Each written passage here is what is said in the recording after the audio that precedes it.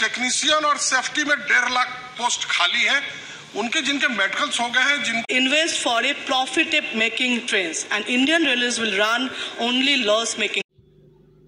Hello दोस्त, RRB LP technician का संसद में भी कल को बहुत सारे प्रश्न पूछे, जिसमें 1.5 लाख पोस्ट खाली है। टिकट बुकिंग में भी रेलवे में कैसा खाली हो रहा है, प्राइवेटेशन का भी हुआ है, एलपी टेक्नीशियन का वैकेंसी सीट के बारे में भी है। यानी टोटल कल 15 मार्च का आप संसद टीवी देखेंगे, जिसमें आपको उसी का क्लिप इस वीडियो में लिए हैं। तो संसद टीवी में बहुत सारे प्रश्न पूछे गए हैं रेलवे से, उसमें से मैं कुछ चुन के लाया हूँ जो कैंडिडेट के लिए हो सकता है। और रेलवे वेटिंग क्लियर करो, कुछ कैंडिडेटों का है कि आज ट्विटर मूवमेंट चलाना है कह रहे लोग, तो मैं कह सकता हूं कि आपकी मर्जी है, आप कर सकते हैं। कई लोग हम मुझे टैग करके भी बोल रहे हैं, तो चलिए मैं इसको रहने देता हूं। ट्विटर पे आप कर सकते हैं, क्योंकि यहाँ पे देखिए डिमांड रखना ज़रूरी है और रेलवे में पोस्ट भी खाली है। तो कैसे एक एक करके छोड़ता हूँ, पहले आपको छोड़ता हूँ यहाँ पे जो 15 लाख 1.5 लाख रेलवे के एग्जाम हुए थे, बच्चों ने एग्जाम कंप्लीट किया, लगभग 2 लाख बच्चों ने, उनके मेडिकल भी करा लिए गए। परंतु अभी भी आपके टेक्नीशियन और सेफ्टी में 1.5 लाख पोस्ट खाली है, उनके जिनके मेडिकल्स हो गए हैं, जिनको आप रखना चाह रहे हैं, उन्हें बच्चों को उन नौजवानों को नौकरी दे, क्योंकि कोविड के बाद पूरी देश के नौजवानों को रोजगार की सख्त आवश्यकता है।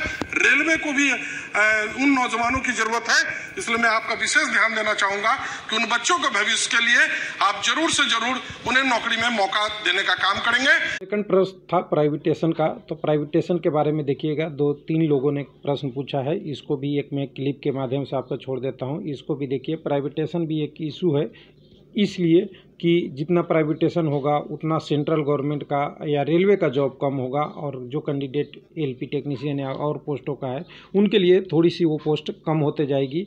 और साथ में यहाँ पे ध्यान दीजिएगा, प्राइवेटेशन में अच्छे प्रश्न भी पूछे गए हैं कि क्या क्या रहेगा, क्या उसका नुकसान होगा, वो भी एक बार यहाँ पे 2 लोगों जो हमारे सांसद लोग हैं उनके 2 प्रश्नों का सवाल है, एक उसको भी लिखा के है।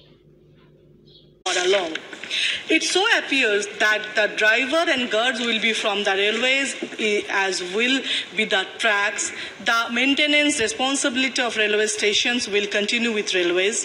The booking will be monitoring by the Indian Railway Catering and Tourism Corporation, or IRCTC, a subsidiary of the railway in Indian Railways.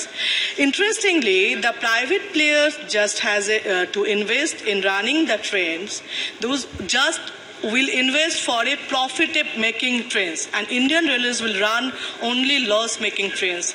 तो फिर सर ये फिर से वही होगा, गवर्नमेंट का सब कुछ लॉस में जा। तो गोडाउन बेचे जा रहे हैं, रेलवे कॉलोनीज बेच रहे हैं, और कोंकण जो रेलवे बनी थी वो सारी 700-750 किलोमीटर वो बेच रहे हैं। I mean, बहुत ही कम्प्रीहेंसिव प्लान आपने बनाया है ये प्राइवेटाइजेशन का। अफसोस भी होता है कि भाई ये कौन सा रास्ता आपने। और अंतिम प्रश्न था यहाँ पे, एक और बात कर लेते हैं टिकट बुकिंग का। आप भी अगर टिकट बुक करते होंगे, तत्काल में भी बुक करते होंगे और क्या लगता होगा, तो टिकट में कई बार आपको फुल दिखता है, कोई सीट खाली नहीं है। इवन तत्काल का ट्रेन के 4 घंटा खुलने तक। लेकिन कई बार आप सफ़र करते होंगे तो वहाँ दिखता होगा कि बहुत सारे सीटें खाली है। ये भी एक अभी नया मामला आया है, शायद वो रिजर्वेशन की वजह से हुआ है, कुछ अलग कैटेगरी का अलग रिजर्वेशन है, लेकिन बहुत सारे सीट खाली मिलता है। और वहाँ पे जाइएगा तो यहाँ पे टिकट फुल होती है।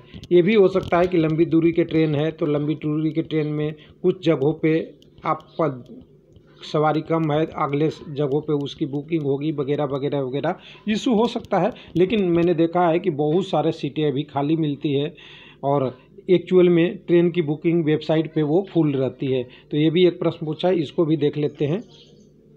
4 महीने पहले टिकट बुकिंग फुल हो जाते, ठीक है, ऐसे कोरोना के बाद लोग ज़्यादा ट्रैवल कर रहे, काम भी स्टार्ट हो गया।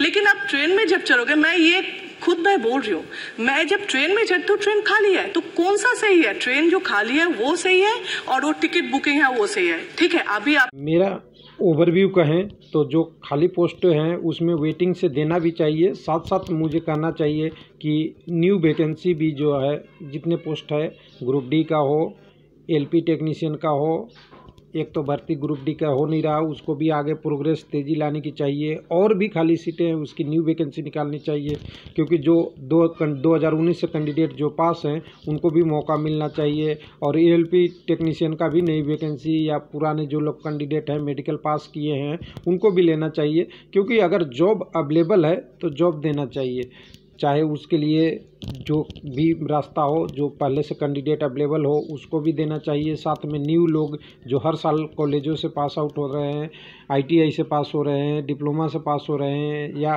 10+ जो पे है उस पे है, तो उनको भी एक ध्यान में रखते हुए हो सकता है पोस्ट की संख्या जितनी है उतना ही देना चाहिए। ऐसा तो नहीं कोई कहा जा रहा है बहुत ज़्यादा दिया जाए, लेकिन ये रेगुलर अगर एक वैकेंसी आए तो थोड़ा सा लोगों के लिए ये रेलवे से भी इंटरेस्ट बना रहेगा। थैंक यू, धन्यवाद।